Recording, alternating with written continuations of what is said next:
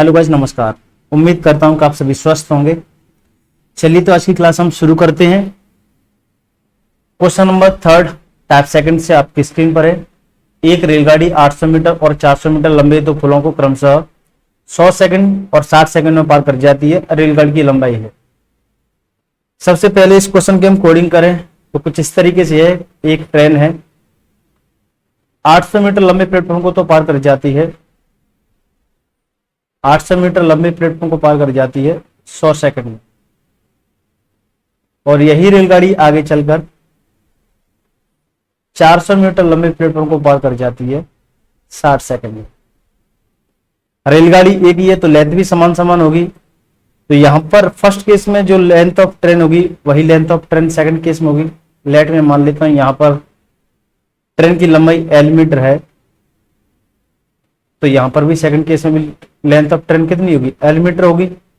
L metre होगी तो जितना समय यहां पर अपने आप को पार करने में लग रहा होगा उतना ही समय इस केस में लगा होगा अपने आप को पार करने में। ये समय ज्यादा इसलिए लग रहा है, केवल और केवल इसलिए लग रहा है क्योंकि सेकंड केस के कंपैरिजन फर्स्ट केस में पुल की लंबाई ज्यादा है, जो कि कितनी ज्यादा है? 400 मीटर ज्यादा है।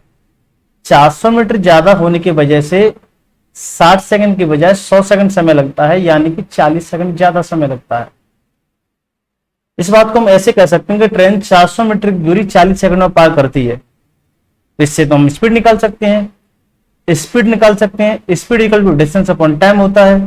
डिस्टेंस भी हमारे पास आ चुकी है, समय भी आ चुका है हमारे पास। 40 400 काटेगा 10 टाइम्स, हमारे पास स्पीड देखने को मिलेगी 10 मीटर पर सेकंड। 10 मीटर पर सेकंड। अगर हमारे पास स्पीड आ चुकी है, समय है, तो आसानी से हम डिस्टेंस निकाल सकते हैं। और डिस्टेंस किस किस की आएगी? लेंथ ऑफ ट्रेन आएगी, लेंथ ऑफ प्लेटफॉर्म आएगी, जिसमें से हमें एक लेंथ ऑफ पुल पता है। पुल पता है जो कि 800 कह लो या 400 कह लो, किसी भी केस में, फर्स्ट केस में या सेकंड केस में, आप स्पीड और टाइम के माध्यम से डिस्टेंस निकाल सकते हैं। मैं फर्स्ट केस में रख के देखता हूं। डिस्टेंस इक्वल टू होता है स्पीड इंटू टाइम। स्पीड दे रखी है 10 मीटर पर सेकंड, समय दे रखा है 100 सेकंड। हमारे पास डिस्टेंस देखने को मिलेगी 1000 मीटर। और ये डिस्टेंस क्या है? पुल की लंबाई और रेलगाड़ी की लंबाई, दोनों की लंबाई है। जिसमें से मेरे को पुल की लंबाई पता है जो कि 800 मीटर है, तो इस पुल की लंबाई को अगर मैं सब्ट्रैक्ट करूं तो हमारे पास ओनली जो लंबाई देखने को मिलेगी वो 200 मीटर, वो रेलगाड़ी की लंबाई होगी। ऑप्शन देखने को मिलेगा मैं थर्ड। बढ़ते हैं अगले क्वेश्चन पर। इसी लॉजिक को आप अपनाइए, बहुत अच्छा लॉजिक है। डायरेक्ट अगर हमें स्पीड पूछता तो यहीं पे आ चुकी होती। बढ़ते हैं अगले क्वेश्चन की ओर। क्वेश्चन नंबर 4, 150 मीटर लंबी एक रेलगाड़ी 150 मीटर लंबे एक पुल को पार करने में 30 सेकंड का समय लेती है। 370 मीटर लंबे एक प्लेटफॉर्म को पार करने में यह रेलगाड़ी कितना समय लेगी? हमको गिवन है एक ट्रेन है जिसकी लंबाई 150 मीटर है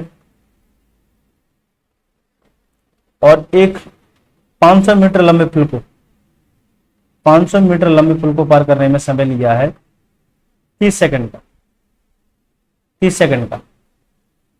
इसी रेलगाड़ी ने, जिसकी लंबाई 150 मीटर है, 370 मीटर लंबे प्लेटफॉर्म को पार करने में कितना समय लगेगा? ये हमें पूछ रखा है। कोई इशू नहीं होना चाहिए, डायरेक्ट हम निकाल सकते हैं अगर स्पीड में वेरिएशन नहीं किया गया है। हम देख पा रहे हैं कि यहाँ पर 500 और 150 650, डायरेक्ट कह सकते हैं 650 मीटर लंबी दूरी को पार करने में ट्रेन लेती है 30 सेकंड का समय। यहां पर सारी दूरी टोटल कितनी है? तो 370 और 150 को जोड़ेंगे तो हमारे पास देखने को मिलेगा 520 मीटर। 520 मीटर को तय करने में रेलगाड़ी कितना समय लेगी? आंसर आ चुका है हमारे पास। 30 को एज इट इज लिखेंगे, जो था उसका डिवाइड, जो चाहिए उसका मल्टीप्लाई। 13 से इसे काटेंगे तो कटेगा ये 50 बार और ये कटेगा 40 बार। 0 से 0 कैंसिल आउट हो जाएगा। 5 से ये 30 कटेगा 6 बार और फाइनली हमें देखने को मिलेगा 6 का और 4 का मल्टीप्लाई करेंगे तो आंसर देखने को मिलेगा हमें 24 सेकंड। आंसर आ चुका है हमारा। ऑप्शन देखने को मिलेगा हमें थर्ड। बढ़ते हैं अगले क्वेश्चन की ओर। क्वेश्चन नंबर 5, 800 मीटर लंबी एक रेलगाड़ी 78 किलोमीटर प्रति घंटे की चाल से चल रही है। यदि वह किसी सुरंग को 1 मिनट में पार कर जाती है तो सुरंग की लंबाई मीटर में है। किसी भी चीज को पार करे, ट्रेन अपने आप को तो पार करती करती है, सुरंग की बोला गया है, लेकिन रेलगाड़ी ने अपने खुद को भी पार किया होगा। डिस्टेंस जब भी हम निकालें तो डिस्टेंस का ख्याल रखें। डिस्टेंस को हमें क्या लेना है, केवल रेलगाड़ी की लंबाई लेनी है, पुल की लंबाई, रेलगाड़ी की दोनों की लंबाई लेनी है, और हमेशा रेलगाड़ी की लंबाई तो आपको लेनी होगी। किसी भी चीज को पार करे, अपने आप को तो पार करती करती है। यहां पे मैं डायरेक्ट अप्लाई करता हूं, हमारे पास समय भी पता है, हमारे पास स्पीड भी पता है, तो हम डायरेक्ट डिस्टेंस निकाल सकते हैं। और डिस्टेंस में एक पार्ट हमें पता है रेलगाड़ी की लंबाई, तो हम सुरंग की लंबाई आसानी से निकाल पाएंगे। Distance equal to speed into time होता है। स्पीड देखिए 78 किलोमीटर प्रति घंटा, 78 किलोमीटर प्रति घंटा। समय दे रखा है हमें 1 मिनट। डाटा हमें रेलगाड़ी की लंबाई मीटर में दे रखी है, सुरंग की लंबाई मीटर में चाहिए, तो सारा हमें मीटर पर सेकंड और सेकंड में रखना होगा। इस 78 किलोमीटर प्रति घंटे को भी हमें मीटर पर सेकंड में चेंज करना होगा, तो 5/18 का डिवाइड देकर मैंने मीटर पर सेकंड में चेंज कर लिया। और समय को भी मेरे को सेकंड में रखना होगा, 1 मिनट चेंज करके 60 सेकंड रखना। इसे हम कैलकुलेट कर लेंगे, डिस्टेंस देखने को मिलेगी। 6 से कटेगा 3 टाइम्स, और 6 से कटेगा 10 टाइम्स।